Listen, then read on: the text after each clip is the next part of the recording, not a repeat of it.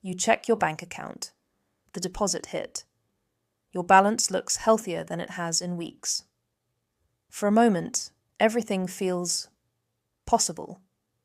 You could get that thing you've been thinking about. You could finally order takeout without calculating. You could breathe. 3 days later, you check again. The number is lower, much lower, and suddenly, that feeling of possibility is gone. This pattern repeats. Every single month. Same cycle, same surprise. The question isn't whether this happens, it's why it happens, and why it happens so predictably. When money appears in your account, your brain doesn't treat it the same way it treats money that was already there. This is called mental accounting. Your brain creates invisible categories for money based on where it came from, when you got it, and what you think it's for. Payday money feels different than leftover money. Even though it's the same currency, your brain processes them as separate pools. Here's how it works. When you receive your paycheck, your brain doesn't immediately subtract your upcoming bills, your rent, your loan payments. It sees the total, the full amount sitting there. That number creates what psychologists call perceived abundance.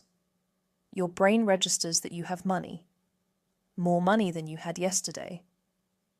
This perceived abundance triggers a psychological shift. Suddenly, spending decisions that felt impossible last week now feel reasonable. The coffee you skipped 3 days ago? Now it's fine. The small purchase you talked yourself out of? Now it makes sense. Your actual financial situation hasn't changed. Your bills are still coming. Your obligations haven't disappeared. But your brain is working with perceived abundance, not actual availability. The problem is, your brain isn't designed to naturally calculate deferred costs. It sees what's in front of it, the full deposit, not the bills that haven't left yet. By day 3, something shifts. This is when the payday illusion starts breaking down.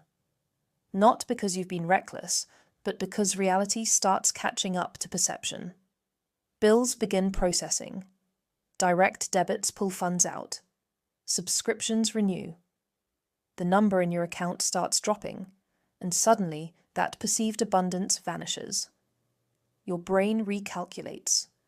The money that felt like surplus now feels like constraint. The spending that felt fine on day 1 now feels like a mistake on day 3. This isn't about poor planning. This is about how your brain experiences time and money together. Psychologists call this temporal discounting. Your brain values immediate availability far more than future availability. Money in your account right now feels more real, more spendable, than the same amount of money you know you'll need in 5 days. When you see a full balance on payday, your brain treats that money as available now. Even though you intellectually know rent is due on the 15th, emotionally that feels distant. The money feels present, the bill feels future. By day 3, future becomes present. The rent due date is closer. The subscription that auto-renewed is no longer theoretical. Your brain updates its math. What felt like abundance now registers as pressure. This is why the emotional shift happens so quickly. It's not that you forgot about your bills, it's that your brain weighs present money more heavily than future obligations until those obligations become present too. The payday effect wouldn't be as powerful if modern payment systems didn't amplify it. Most people are paid on a fixed cycle, bi-weekly or monthly. This creates a rhythm where money arrives in chunks rather than gradually. That rhythm matters because your brain doesn't experience money as a steady flow. It experiences it as events.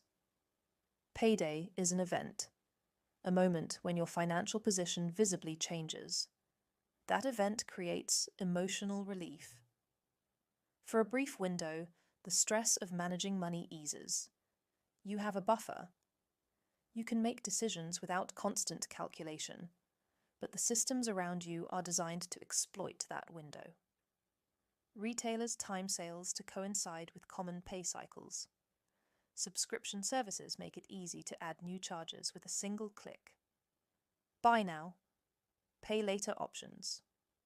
Remove friction at the moment of purchase, shifting the consequence to a future date. These aren't accidents, they're design choices. Systems built around the understanding that people are most likely to spend when they perceive abundance, and least likely to cancel or reconsider when the money feels distant. Your brain is also working with delayed feedback. When you tap a card or click purchase, you don't see your balance drop in real time. The transaction processes later, sometimes hours later, sometimes the next day. This delay creates a gap between action and consequence. You make spending decisions based on what your account looked like this morning, not what it will look like after everything clears. By the time you check again on day 3, the math has updated. But your brain hasn't been tracking every transaction in real time. It's reacting to the new number, which feels sudden, even though it reflects decisions you made over the past 72 hours. There's another mechanism at play.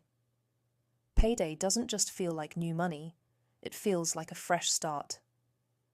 Psychologists have documented this pattern across different contexts.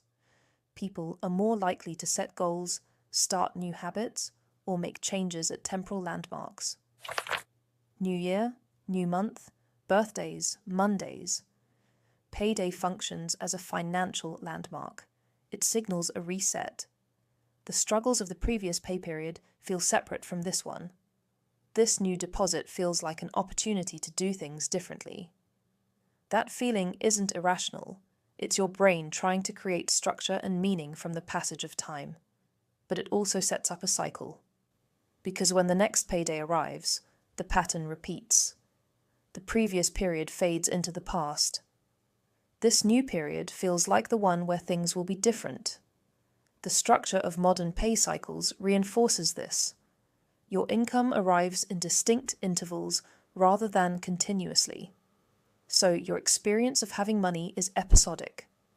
You move from one pay period to the next, each one feeling like its own contained unit.